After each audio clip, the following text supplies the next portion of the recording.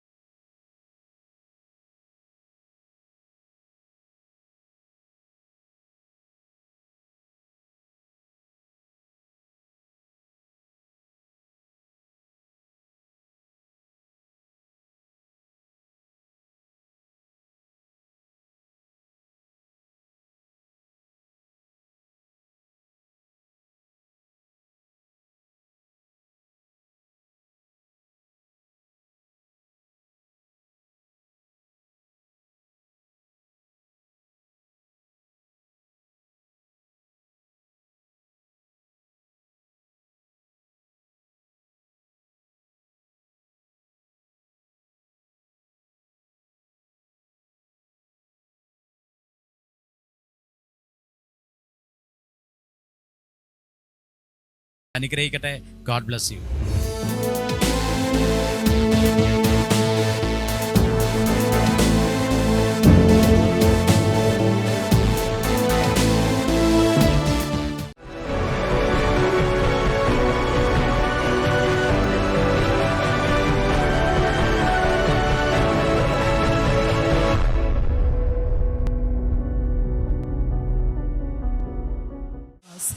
യേശു ക്രിസ്തുവിന്റെ നാമത്തിൽ ഇന്ന് ചില ഡെലിവറൻസുകൾ നമ്മുടെ മധ്യത്തിൽ നടക്കാൻ പോകുകയാണ്. യേശു ക്രിസ്തുവിൻ നാമത്തിൽ இந்த നാളിൽ ചില വിടുതലകൾ നമ്മുടെ മധ്യത്തിൽ നടക്കാൻ പോകുന്നു. അതുകൊണ്ട് ആ നാമത്തെ എല്ലാ നാമത്തിലും മേലായി ആ നാമത്തെ ഒന്ന് ഉയർത്തി തുടങ്ങിയാട്ടെ. എല്ലാ നാമത്തിനും മേലാന அந்த നാമത്തെ ഉയർത്താറുമേ. ആ സർവശക്തന്റെ നാമത്തെ എല്ലാവരും ഒരുമിച്ചൊന്ന് യേശുവേ എന്ന് വിളിച്ചു തുടങ്ങിയാട്ടെ. സർവ വല്ലവരുടെ വല്ലമയുള്ള നാമത്തെ യേശുവേ. Thank you Lord Jesus. കാരണം യേശുവിന്റെ നാമം എല്ലാ നാമത്തിലും മേലായ നാമമാണ്. ஏனென்றால் യേശുവിന്റെ നാമം എല്ലാ നാമത്തിനും മേലാന നാമം. ആമേൻ. അപ്പോസ്തല പ്രവൃത്തി 3-ാം അധ്യായം നമ്മൾ വായിക്കുമ്പോൾ അപ്പോസ്തല നടപടികൾ 3-ാമത് അധികാരം നമ്മൾ വാസിക്കുമ്പോൾ നമ്മൾ എല്ലാവർക്കും ആ വാക്യം അറിയാം. ഒരിക്കൽ പത്രോസും യോഹന്നാനും 9 മണി നേരം പ്രാർത്ഥനാ സമയത്ത് ദൈവാലയത്തിലേക്ക് ചെല്ലുമ്പോൾ അമ്മയുടെ ഗർഭം മുതൽ മുടന്തനായ ഒരാളെ ചിലർ ചുമന്നുകൊണ്ട് വന്നു. അവനെ ദൈവാലയത്തിൽ ചെല്ലുന്നവരോട് ഭിക്ഷ യാചിക്കാൻ സുന്ദരമെന്ന ദൈവാലയ ഗോപുരത്തിൽ ദിനംപ്രതി ഇരുത്താറുണ്ട്. അവൻ പത്രോസും യോഹന്നാനും ദൈവാലയത്തിൽ കടക്കുവാൻ പോകുന്നത് കണ്ടിട്ട് ഭിക്ഷ ചോദിച്ചു. പത്രോസ് യോഹന്നാനും കൂടെ അവനെ ഉറ്റുനോക്കി ഞങ്ങൾ നോക്കൂ എന്ന് പറഞ്ഞു. അവൻ വല്ലതും കിട്ടുമെന്ന് കരുതി അവരെ സൂക്ഷിച്ചു നോക്കി. അപ്പോൾ പത്രോസ് വെള്ളിയും പൊന്നും എനിക്കില്ല, എനിക്കുള്ളത് നിനക്ക് തരുന്നു, നസറേനായ യേശു ക്രിസ്തുവിൻ്റെ നാമത്തിൽ നടക്കുക എന്ന് പറഞ്ഞ് അവൻ്റെ വലങ്കൈക്ക് പിടിച്ച് എഴുന്നേൽപ്പിച്ചു. ക്ഷണത്തിൽ അവൻ്റെ കാലും നരയാണി മുറച്ചു. അവൻ കുതിച്ചെഴുന്നേറ്റ് നടന്നും തുള്ളിയും ദൈവത്തെ പുകഴ്ത്തിക്കൊണ്ട് അവരോടുകൂടെ ദൈവാലയത്തിൽ കടന്നു. വാക്യം നമുക്ക് എല്ലാവർക്കും അറിയാവുന്ന വാക്യമാ. அந்த பகுதி நமக்கு எல்லாருக்கும் நன்றாக தெரிந்ததான ஒரு பகுதி. അവിടെ പറയുന്നു അമ്മയുടെ ഗർഭം മുതൽ മുടന്തനായ ഒരു വ്യക്തി. அப்போ அந்த பகுதியில் சொல்கிறது தாயினுடைய வயிற்றில் இருந்து சப்பானியாய் பிறந்ததான ஒரு மனுஷனை அந்த இடத்துல நம்ம பார்க்கிறோம். ആ വ്യക്തി അവിടെ വർഷങ്ങളായി അവൻ എന്താ പറയുക ഭിക്ഷയ്ക്ക് വേണ്ടി ഇരിക്കുന്ന വ്യക്തിയാണ്. அந்த ஒரு மனுஷன் பல வருடங்களாக அங்க பிச்சை எடுக்கும்படியாக இருக்கிறதான ஒரு நபர். ആമേൻ. എന്നാൽ പത്രോസും യോഹന്നാനും ദൈവാത്മാവിന്റെ പരിശുദ്ധാത്മാവിന്റെ നിറവ് പ്രാപിച്ച് ദൈവാലയത്തിലേക്ക് ചെല്ലുന്ന സമയത്ത് ஆனால் பேதுருவும் யோவானும் அங்கே பரிசுத்த ஆவியானவருடைய நிறைவை பெற்றுக்கொண்டு ദൈവാലയത്തിൽ പ്രവേശിക്കുന്നതാണ് அந்த நேரத்தில் ഇതിനു മുമ്പ് പലപ്പോഴും അവർ അവിടെ ആലയത്തിൽ ചെന്നിട്ടുണ്ട്. இதுக்கு முன்பதாக பல தடவையும் இவர்கள் அதே ஆலயத்தில் போயிருக்கிறார்கள். പലപ്പോഴും ഈ വ്യക്തി ഇതിനു മുമ്പ് അവർ കണ്ടിട്ടുണ്ടായിരിക്കും. இதற்கு முன்பதாக பல தடவையும் இதே நபரை இவர்கள் பார்த்திருக்க முடியும். പലപ്പോഴായിട്ട് ഈ വ്യക്തിയെ കണ്ടിട്ടുണ്ട്. പല തടവയാക இந்த நபரை இவர்கள் பார்த்திருக்கிறார்கள். പക്ഷേ അപ്പോൾ ഒന്നും ഇവരോട് ഈ വ്യക്തിയോട് ഇങ്ങനെ സംസാരിക്കാൻ ഇവർക്ക് തോന്നിയിട്ടില്ല. ஆனால் அப்பொழுதெல்லாம் இந்த நபரோடு இவ்விதமாக பேச இவர்களுக்கு தோணவில்லை. എന്നാൽ ആത്മാവിന്റെ നിറവ് പ്രാപിച്ചിട്ട് ഇവർ ആലയത്തിലേക്ക് ചെന്നപ്പോൾ ஆனால் ஆவியானவருடைய நிறைவை பெற்று ഇവர்கள் ആലയத்துக்கு പോനപോது ഈ വ്യക്തി പഴയതുപോലെ അവനൊരു മാറ്റവും ഇല്ല. ഭിക്ഷ യാചിക്കാൻ തുടങ്ങിയപ്പോൾ ഇവർ പറഞ്ഞൊറ്റ വാക്കാണ്, പൊന്നോ വെള്ളിയോ എൻ്റെ കരത്തിലില്ല, ഞാൻ എനിക്കുള്ളത് നിനക്ക് തരുന്നു, സർവശക്തനായ യേശു ക്രിസ്തുവിന്റെ നാമത്തിൽ എഴുന്നേറ്റ് നടക്കുക എന്ന് പറഞ്ഞ് അവന്റെ കരം പിടിച്ച് എഴുന്നേൽപ്പിച്ചു. ஆனால் எப்போ வழக்கம் போல இந்த மனுஷன் இவர்களிடத்தில் பிச்சை கேட்கும் போது அவர்கள் வழக்கத்துக்கு மாறாக ஒரு விஷயத்தை செய்கிறார்கள். அவர்கள் சொல்கிறார்கள், பொன்னோ வெள்ளியோ என்னிடத்தில் இல்லை, என்னிடத்தில் உள்ளதை தருகிறேன், நசரேயனாகிய இயேசு கிறிஸ்துவின் നാമത്തിനാലേ നീ എഴുந்து നട എന്ന് சொல்கிறார். ഹല്ലേലൂയ. ഹല്ലേലൂയ. ഇന്ന് ഇതുപോലെയുള്ള ദൈവപ്രവർത്തികൾ മൂന്നാർ പട്ടണം അതിന് സാക്ഷ്യം വഹിക്കുന്ന സമയത്തിലേക്ക് നമ്മൾ വന്നിരിക്കുകയാണ്. ആമേൻ. இந்த நாட்களிலும் இதுபோல் மூணார் பட்டணம் இப்படிப்பட்ட அற்புதங்களுக்கு சாட்சி கொடுக்கிறதான ஒரு காலத்துக்கு நம்ம வந்திருக்கிறோம். ഒന്ന് തുടക്കത്തിലെ പറയാം, ആർക്കും എതിർത്തു പറയാൻ പറ്റാത്ത രീതിയിലുള്ള അത്ഭുതങ്ങൾ നമ്മുടെ ഓരോരുത്തരുടെയും കരത്താൽ കർത്താവ് ചെയ്യാൻ പോകുകയാണ്. ആമേൻ. துவக்கத்திலே ஒரு விஷயத்தை சொல்கிறேன், ஒரு நபருக்கும் மறுத்து சொல்ல முடியாததான அற்புதங்கள் நம்ம ஒவ்வொருவருடையும் கரத்தினால் கர்த்தர் செய்ய போகிறார். ഈ ഒരു പ്രശ്നം കഴിഞ്ഞപ്പോൾ ആളുകൾ ഇവരെ വിസ്തരിക്കുവാനായിട്ട് തുടങ്ങി. ആമേൻ. இந்த ஒரு பிரச்சனை முடிந்த உடனே ஆட்கள் எல்லாம் இவர்களை விசாரணை செய்ய ஆரம்பிக்கிறார்கள். ഹല്ലേലൂയ. പക്ഷേ അവിടെ പത്രോസ് പറയും, ഈ ബലഹീന മനുഷ്യന് ഉണ്ടായ ഉപകാര നിമിത്തം 4-ാം അധ്യായത്തിലേക്ക് വരുമ്പോൾ 9-ാമത്തെ വാക്യത്തിനകത്ത് ഇങ്ങനെ പറയുന്നു, പ്രമാണികളും മൂപ്പന്മാരും എല്ലാവരും നിൽക്കുമ്പോൾ അവൻ വിളിച്ചു പറയാ, ബലഹീന മനുഷ്യന് ഉണ്ടായ ഉപകാര നിമിത്തം ഇവൻ എന്തിനാൽ സൗഖ്യമെന്ന് ഞങ്ങളെ ഇന്ന് വിസ്തരിക്കുന്നുവെങ്കിൽ നിങ്ങൾ ക്രൂശിച്ചവനും ദൈവം മരിച്ചവരെന്നും ഉയർപ്പിച്ചവനുമായ നസ്രയനായ യേശു ക്രിസ്തുവിൻ്റെ നാമത്തിൽ തന്നെ ഇവൻ സൗഖ്യമുള്ളവനായി നിങ്ങളുടെ മുമ്പിൽ നിൽക്കുന്നു. அமேன் அல்லேலூயா. அப்போ 4வது அதிகாரத்துடைய 9, 10 வசனங்களை நம்ம விதமாக பார்க்கிறோம். பிணியாளியாயிருந்த இந்த மனுஷனுக்கு செய்யப்பட்ட உபகாரத்தை குறித்து எதினாலே அமேன் இவன் ஆரோக்கியமானான் என்று நீங்கள் இன்று எங்களை விசாரித்து கேட்டால் உங்களால் சிலுவையில் அறையப்பட்டவரும் தேவனும் மருத்துவரிடத்தில் இருந்து எழுப்பப்பட்டவருமாய் இருக்கிற நசரேயன் ஆகிய இயேசு கிறிஸ்துவின் நாமத்தினாலேயே இவன் உங்களுக்கு முன்பாக சொஸ்தமாய் இருக்கிறான் என்று உங்கள் எல்லோருக்கும் இஸ்ரவேல் ஜனங்கள் எல்லாருக்கும் தெரிய கடவுது என்று சொல்கிறார். ആമേൻ. നിങ്ങൾ ക്രൂശിച്ചവനും ദൈവം മരിച്ചവരിൽ നിന്നും ഉയർത്തെഴുന്നേൽപ്പിച്ചവനുമായ നസ്രയനായ യേശു ക്രിസ്തുവിന്റെ നാമത്തിൽ ഇവൻ സൗഖ്യമുള്ളവനായി. ஆமென். அப்ப இவர்கள் சொல்கிறார்கள் ஆமென் உங்களால் சிலுவையில் அறையப்பட்டவரும் ஆமென் தேவனால் மருத்தோரிலிருந்து எழுப்பப்பட்டவருமாய் இருக்கிற நசரேயனாகிய இயேசு கிறிஸ்து என்பவருடைய நாமத்தினாலே இந்த மனுஷன் சொஸ்தமானான். ഹല്ലേലൂയ. ഇന്ന് പകൽ എത്ര പേർ ഇത് വിശ്വസിക്കുന്നു? യേശുവിന്റെ നാമത്തിന് ഒരു ശക്തിയുണ്ടെന്ന്. ஆமென். இந்த பிற்பகல் எத்தனை பேர் இதை விசுவாசிக்கிறீர்கள்? இயேசு கிறிஸ்துவினுடைய நாமத்திற்கு ஒரு வல்லமை உண்டு என்று சொல்லி. അമ്മയുടെ ഉദരം മുതൽ പ്രശ്നമുള്ളതാണെങ്കിലും ഒരിക്കലും സൗഖ്യമാകാത്ത വിഷയമാണെങ്കിലും ഒരിക്കലും വിടുതലാകാത്ത വിഷയമാണെങ്കിലും ഇന്ന് പകൽ വിശ്വസിക്കുന്നവർ മാത്രം കരമുയർത്തി പറഞ്ഞേ, യേശു ക്രിസ്തുവിന്റെ നാമത്തിൽ ഈ വിഷയത്തിനകത്തൊരു വിടുതലുണ്ടെന്ന്. அமேன். தாயினுடைய வயிற்றில் இருந்து அமேன் அது முதற்கொண்டு இருக்கிற பிரச்சனையாக இருந்தாலும் சரி, இந்த நாளில் எத்தனை பேர் விதமாக சொல்ல வாஞ்சிக்கிறீங்க? இயேசு கிறிஸ்துவினுடைய நாமத்தினால் இந்த விஷயத்துக்கு ஒரு விடுதலை இருக்கிறது. ഇന്ന് പകൽ ഞങ്ങൾ വെറുതെ പ്രസംഗിക്കുകയല്ല, ഇത് പറയുമ്പോൾ തന്നെ യേശു ക്രിസ്തുവിന്റെ നാമത്തിന്റെ ശക്തി ഇന്ന് പകൽ വിശ്വസിക്കുന്നവർ അനുഭവിക്കുവാൻ തുടങ്ങും. ஆமென். இந்த பிற்பகல் நாங்கள் இது வெறுமையாக சொல்லவில்லை, நீங்கள் இது அறிக்கை பண்ணும்போதே இயேசு கிறிஸ்துவினுடைய வல்லமையுள்ள நாமத்தினுடைய வல்லமையை நீங்கள் அனுபவிக்க ஆரம்பிப்பீங்க. ഹല്ലേലൂയ. ஹalleluya. അവൻ യേശു പത്രോസിനോട് പറഞ്ഞു, സ്വർഗ്ഗരാജ്യത്തിന്റെ താക്കോൽ ഞാൻ നിനക്ക് തരുന്നു. ஆமென். இயேசு பேதுருவை பார்த்து சொல்கிறார், பரலோக ராஜ்யத்தினுடைய திறவுகோல் நான் உனக்கு தருகிறேன். ഹല്ലേലൂയ. ஹalleluya. അവൻ സ്വർഗ്ഗരാജ്യത്തിന്റെ താക്കോൽ ഞാൻ നിന്റെ കരത്തിൽ തരികയാണ്. பரலோக ராஜ்யத்தினுடைய திறவுகோல் நான் உனக்கு தருகிறேன். ആമേൻ. ആമേൻ. സ്വർഗ്ഗരാജ്യത്തിന്റെ താക്കോൽ എന്ന് പറയുന്നത് അതൊരു മെറ്റീരിയൽ കൊണ്ട് ഉണ്ടാക്കിയതല്ല, അതൊരു ഇരുമ്പ് കൊണ്ടോ പൊന്നു കൊണ്ടോ ഉണ്ടാക്കിയതല്ല. ആ താക്കോൽ ഒരു വ്യക്തിയാ. ആ വ്യക്തിയുടെ പേരത്രേ നസ്രയനായ യേശു.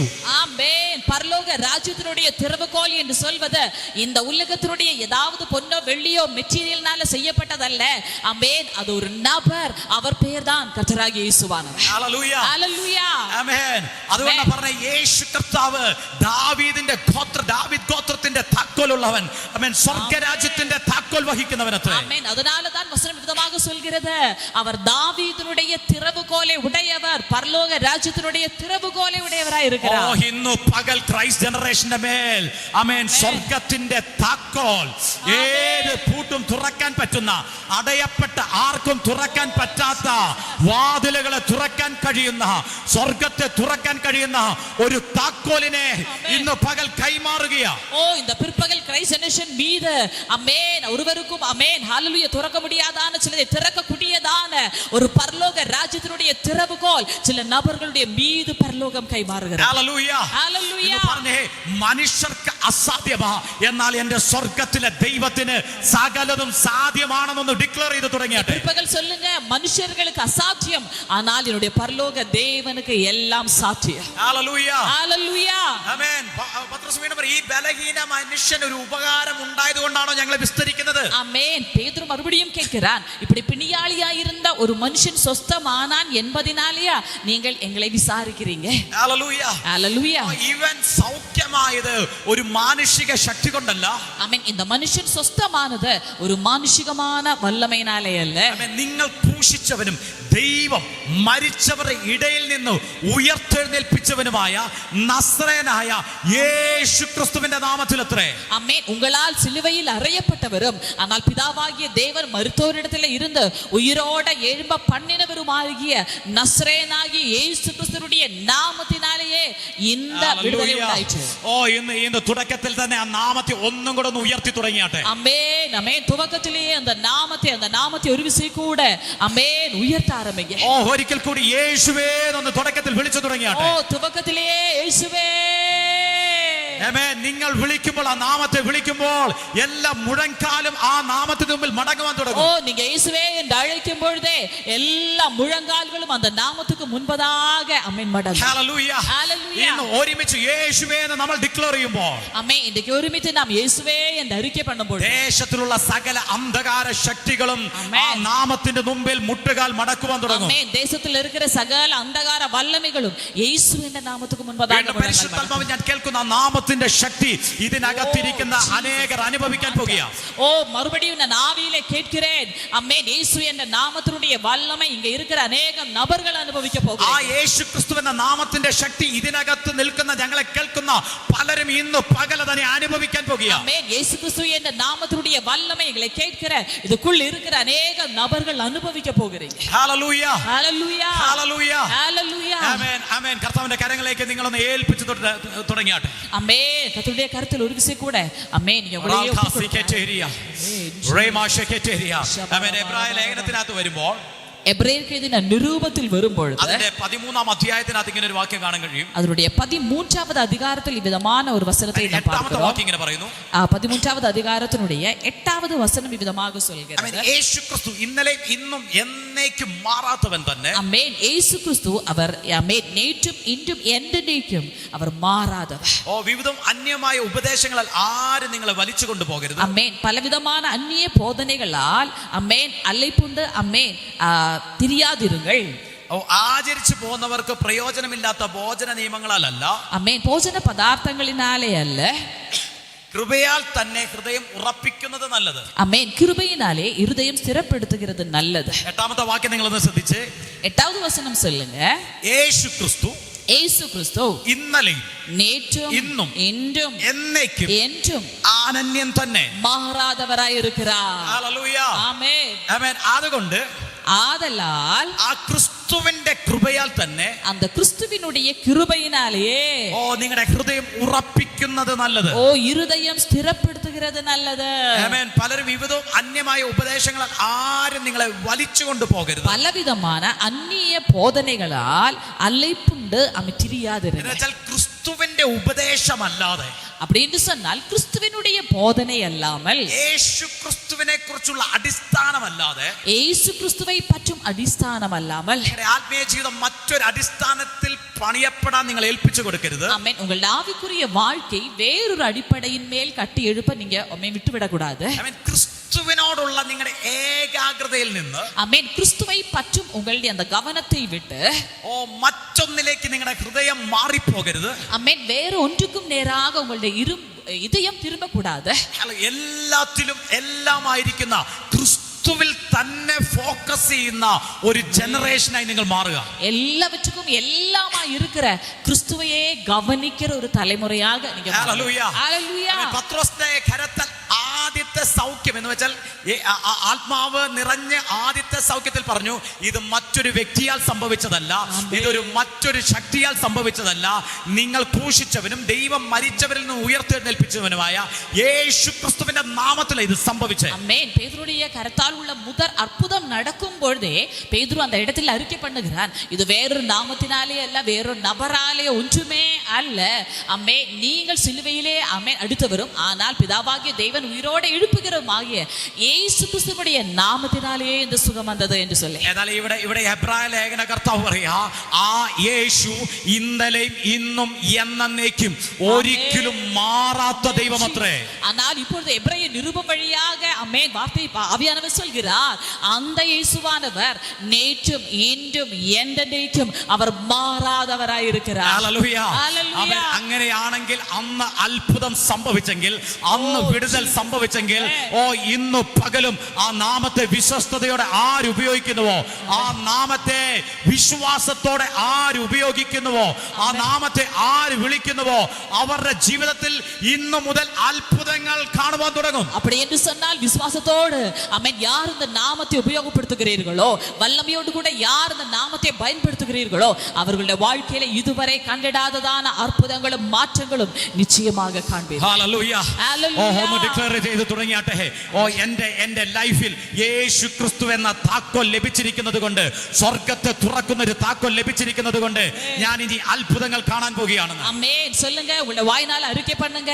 ஓ என்னுடைய வாழ்க்கையிலே பரலோகத்தை திறக்கக்கூடியதான ஆமென் ஒரு திறவுகோல் கிடைத்திருப்பதனால, இயேசுவினுடைய நாமம் கிடைத்திருப்பதனால நான் இனி அற்புதங்களை காண போகிறேன். ഹല്ലേലൂയ ஹalleluya ഹല്ലേലൂയ ஹalleluya. അവൻ ഈ ലോകത്തിൽ എത്ര വാതിൽ എൻ്റെ മുമ്പിൽ അടഞ്ഞാലും എൻ്റെ കരത്തിൽ ഒരു താക്കോലുണ്ട്. ആർക്കും തുറക്കാൻ പറ്റാത്തതൊന്നിനെ തുറക്കാൻ കഴിയുന്ന ഒരു മഹത്വത്തിന്റെ താക്കോൽ എൻ്റെ കരത്തിലുണ്ടെന്ന് ഉറപ്പുള്ളവരെന്ന് ഡിക്ലെയർ ചെയ്താട്ടെ. அம்மே இந்த உலகத்தினுடைய என்னெல்லாம் வாசல்கள் எனக்கு முன்பதாக அடைந்திருந்தாலும் சரி, அம்மேன் யாருக்கும் அடைக்க முடியாததான அம்மேன் ஒரு திறவுகோல் என்னுடைய கரத்தில் இருக்கிறது என்று சொல்கிறவர்கள் மட்டும் ഹല്ലേലൂയ ഹല്ലേലൂയ. ഇന്ന് അതിനെ ഉപയോഗിക്കുന്ന, അതിനെ പ്രയോജനപ്പെടുത്തുന്ന ഒരു ജനറേഷൻ ഇതിനകത്ത് എഴുന്നേൽക്കാൻ പോകുകയാണ്. ஆமென். இன்றைக்கு அதை பயன்படுத்துகிற, உபயோகப்படுத்துகிற ஒரு தலைமுறை இதுக்குள்ள எழும்ப போகிறீங்க. ഹല്ലേലൂയ ஆமென் ആമേൻ. സ്വർഗ്ഗത്തിന്റെ സ്റ്റാൻഡേർഡിൽ നടക്കുന്ന ഒരു ജനറേഷൻ ഇതിനകത്ത് എഴുന്നേൽക്കാൻ പോകുകയാണ്. பரலோகத்தினுடைய தகுதியில் நடக்கக்கூடியதான ஒரு தலைமுறை இதுக்குள்ள எழும்ப போகிறது. ആമേൻ. യേശു 3 ദിവസം തന്റെ മുമ്പിൽ വന്ന ജനങ്ങളോട് വചനത്തെ സംസാരിച്ചു കൊണ്ടിരിക്കുക. இயேசுவானவர் 3 நாட்களாக தனக்கு முன்பதாக வந்த ஜனங்களிடத்திலே வசனம் பேசிக்கொண்டிருக்கிறார். 3 ദിവസം യേശുവിന്റെ മുമ്പിൽ നിൽക്കുന്ന ജനങ്ങൾ ഭക്ഷണം കഴിക്കാതെ കർത്താവിന്റെ വേർഡിനെ സ്വീകരിച്ചു കൊണ്ടിരിക്കുക. ஆமென். 3 நாட்களாக இயேசு கிறிஸ்துவுக்கு முன்பதாக இருக்கிற ஜனங்கள் எந்த போஜனமும் இல்லாமல் அவருடைய வார்த்தையை கேட்டுக்கொண்டே இருக்கிறார்கள். ഹല്ലേലൂയ. നമ്മളിവിടെ 3 മിനിറ്റ് കഴിയുമ്പോൾ ഉറങ്ങാൻ തുടങ്ങും. நம்ம இங்க 3 நிமிஷத்துக்கு அப்புறமா தூங்க ஆரம்பிப்போம். നമുക്ക് വിശക്കുവാൻ തുടങ്ങും. നമുക്ക് പസിക്കാൻ ആരംഭിക്കും. പക്ഷേ വേർഡ്, യേശുവിന്റെ വായിൽ നിന്ന് പുറപ്പെടുന്ന ആ വേർഡ് 3 ദിവസമായി ഇവർ റെസ്റ്റ് ഇല്ലാതെ കർത്താവ് സംസാരിക്കുന്നു. ആ വേർഡ് ഇവർ സ്വീകരിച്ചുകൊണ്ടിരിക്കുക. ஆமென். ஆனால் இயேசுவுக்கு முன்பதாக இருக்கிற ஜனங்கள் 3 நாட்களாக எந்த சோர்வும் இல்லாமல் அவர் பேசுகிறதான வார்த்தையை கேட்டுக்கொண்டே இருக்கிறார்கள். 3ാമത്തെ ദിവസമായപ്പോൾ, 3வது நாளான போது ഇവരുടെ ഭവനത്തിലേക്ക് പറഞ്ഞു വിടേണ്ട സമയമായി. ஆமென். இவர்களை இவர்களுடைய வீட்டுக்கு திருப்பி அனுப்ப வேண்டிய நேரம் வந்தது. ഉടനെ കർത്താവ് ചോദിച്ചു, ഇവർക്ക് ഭക്ഷിക്കാൻ നിങ്ങൾ എന്താ കൊടുക്കാൻ പോകുന്നത്? ஆமென். அப்போது இயேசு கர்த்தர் கேட்கிறார், இவர்களுக்கு ஆமென் போஜனம் பண்ணும்படியாக நீங்க என்ன கொடுக்க பிளான் பண்றீங்க? ഇവർ ഇത്രയും ദിവസം 3 ദിവസമായി ഇവർ വിശന്നിരിക്കുക. 3 நாட்களாக இவர்கள் பசியோடு இருக்கிறார்கள். ആമേൻ. ശിഷ്യന്മാർ പല സ്ഥലത്ത് നോക്കിയിട്ടും അവർക്ക് ഇത്രയും ജനങ്ങളെ തൃപ്തിപ്പെടുത്താൻ പറ്റുന്ന ഒരു നന്മയും അവർ കണ്ടില്ല. ஆமென். சீஷர்கள் சுற்றுவட்டாரத்தில் எங்கேயும் பார்த்தும் இவ்வளவு ஜனங்களை திருப்திப்படுத்தக்கூடியதான எந்த நன்மையும் அவர்களால காண முடியவில்லை. പക്ഷെ എന്തെങ്കിലും പറയണ്ടേ എന്ന് ഓർത്ത് അവർ വന്നിട്ട് പറഞ്ഞു, ഇവിടെ ഒരു ബാലൻ ഇതിനകത്തുണ്ട്. ஆமென். ஆனால் ஏதாவது ஒரு பதில் சொல்லணுமே அப்படின்னு சொல்லிட்டு அவர்கள் வந்து இயேசுவிடத்தில் சொல்கிறாங்க, இந்த இடத்துல ஒரு சிறுவன் இருக்கிறான். അവന്റെ കയ്യിൽ 5 അപ്പവും 2 മീനും ഉണ്ട്. അവൻ കയ്യിൽ 5 അപ്പങ്ങളും 2 മീനും ഇരിക്കുന്നു. 5000-ഓളം പുരുഷന്മാർ ഇരിക്കുന്നതിന്റെ മധ്യത്തിലാണ് ഇവർ വന്ന് പറയുന്നത്, 5 അപ്പവും 2 മീനും പിടിച്ചുകൊണ്ട് ഒരു ബാലൻ ഇതിനകത്ത് ഇരിപ്പുണ്ട്. அப்போ 5000க்கும் மேற்பட்ட புருஷர்கள் மட்டும் இருக்கிறதான ஒரு சூழ்நிலையில தான் இந்த சீஷர்கள் வந்து இவ்விதமாக சொல்கிறார்கள், 5 அப்போ 2 மீனோட ஒரு சிறுவன் இருக்கிறார். ആവശ്യം, വലിയ ആവശ്യം മുമ്പിൽ കിടക്കുമ്പോൾ, பெரிய தேவை முன்பதாக இருக்கும் பொழுது 5000 പേരെ പോഷിപ്പിക്കണമെങ്കിൽ, 5000 പുരുഷന്മാർ എന്ന് മാത്രം പറയുന്നത്, അത്രയും പേരെ പോഷിപ്പിക്കണമെങ്കിൽ ഏകദേശം 5000 അപ്പമെങ്കിലും വേണം. ஆமென். அப்போ 5000 புருஷர்கள் என்று வசனம் சொல்கிறது. அப்போ அவ்வளோ ஜனங்களுக்கு திருப்திப்படுத்த வேண்டும் என்று சொன்னால் கொஞ்சம் ஏறக்குறைய கம்மியாக 5000 அப்பவாது வேணும். എന്നുവെച്ചാൽ ഒരാൾക്ക് ഒരെണ്ണമെങ്കിലും വെച്ച് കൊടുക്കണമെങ്കിൽ, ഒരു അപ്പമെങ്കിലും വെച്ച് കൊടുക്കണമെങ്കിൽ 5000 അപ്പം അവിടെ ആവശ്യമാണ്. புருஷர்களுக்கு மட்டும் ஒரு ஆளுக்கு ஒன்னு சொன்னாவே 5000 அப்பம் தேவை. ആ സമയത്താണ് ഇവർ വന്ന് പറയുന്നത്, ഇവിടെ ഒരു 5 അപ്പം ഇരിപ്പുണ്ട്. அந்த நேரத்துல இவங்க சொல்றாங்க, ஒரு 5 அப்பம் இங்க இருக்குது. ഹല്ലേലൂയ. ഇതുപോലെ തന്നെ നമ്മുടെ സാഹചര്യങ്ങളും இதுபோலதான் நம்முடைய சூழ்நிலைகளும், ആവശ്യങ്ങൾ വലുതായിരിക്കും, தேவைகள் பெரியதாக இருக்கலாம். ആമേൻ. പക്ഷേ നമുക്ക് ലഭിക്കുന്ന നമ്മുടെ കരത്തിലുള്ള പ്രൊവിഷൻ അല്പമേ കാണത്തുള്ളൂ. ஆனால் நமக்கு வருகிறதான அந்த நன்மை அது கொஞ்சமா தான் இருக்கும். നമ്മുടെ കരത്തിൽ ഉള്ള നന്മ എന്ന് പറയുന്നത് അല്പമേ കാണത്തുള്ളൂ. நம் கரத்தில் இருக்கிற நன்மை என்று சொல்வது அது மிக கம்மியா கொஞ்சமா இருக்கு. ഹല്ലേലൂയ. ஹல்லேலூயா. അവർ എന്തെങ്കിലും പറയണമല്ലോ എന്ന് ഓർത്തായിരിക്കും യേശുവിനോട് പറഞ്ഞത്. அவங்க ஏதாவது பதில் சொல்ல வேண்டுமே என்று நினைத்துதான் இயேசுவினிடத்தில் இப்படி சொல்கிறார்கள். അവരുടെ കയ്യിൽ അല്പം പണമുണ്ട്. அவங்க கையில கொஞ்சம் பணம் இருக்குது. അവർ ആദ്യം പറഞ്ഞത്, ഈ അല്പം പണം ഇത്രയും പേരെ തൃപ്തിപ്പെടുത്താനായിട്ട് പറ്റത്തില്ല. പറ്റത്തില്ല. அப்போ முதலாவது அவங்க சொன்னாங்க இந்த கொஞ்சம் பணம் இத்தனை ஜனங்களை திருப்திப்படுத்த முடிவதில்லை. ആമേൻ. ഇത്രയും പേർക്ക് വേണ്ടി ആ പണം അവർക്ക് സ്പെൻഡ് ചെയ്യാനും ചിലപ്പോൾ മനസ്സ് കാണത്തില്ല. ഇത്രയും പേരെ തൃപ്തിപ്പെടുത്താൻ ആ പണം കൊണ്ട് സാധിക്കത്തില്ല. அப்போ அந்த கொஞ்சம் பணத்தை அவர்களுக்காக செலவிட மனது இருக்காது. அதுபோல அந்த கொஞ்சம் பணத்தினால எல்லா நபர்களையும் திருப்திப்படுத்தவும் முடியாது. ഹല്ലേലൂയ. ஹல்லேலூயா. ആമേൻ. എന്നാൽ കർത്താവ് പറഞ്ഞു അഞ്ചപ്പമുള്ളത് അത് നിങ്ങൾ ഇങ്ങ് എടുത്തോണ്ട് വാ. ஆனால் கர்த்தர் சொல்கிறார் அந்த 5 அப்பம் அது என் பக்கத்தில் கொண்டு வா. കാരണം നമ്മൾ നോക്കുന്നത് ഫിസിക്കൽ ആയിട്ടുള്ള സാഹചര്യങ്ങൾ എപ്പോഴും നോക്കുന്നു. நம்ம எப்பவுமே பார்ப்பது இம்மைக்குரியதான சூழ்நிலைகள். പക്ഷേ യേശു ഈ ഭൂമിയിലാണ് സഞ്ചരിക്കുന്നതെങ്കിലും യേശു ഭൂമിയിൽ നിന്നുള്ളവനല്ല, സ്വർഗ്ഗത്തിൽ നിന്നുള്ളവനത്രേ. ஆமென். இயேசு இந்த பூமியிலே தான் சஞ்சரித்தார் என்றாலும் அவர் இம்மைக்குரியவர் அல்ல, அவர் பரலோகத்துக்குரியவர். ഹല്ലേലൂയ.